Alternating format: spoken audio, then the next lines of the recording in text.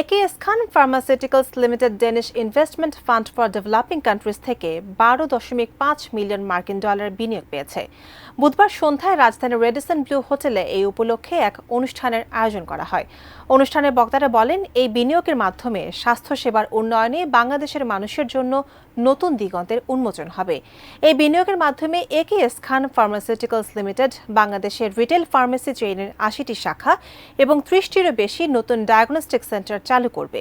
এই গুরুত্বপূর্ণ বিনিয়োগ একেএস খান ফার্মাসিউটিক্যালস লিমিটেডের বাংলাদেশে জুড়ে বিশ্বমানের স্বাস্থ্যসেবা প্রসারের ভিশন বাস্তবায়নে গুরুত্বপূর্ণ ভূমিকা রাখবে।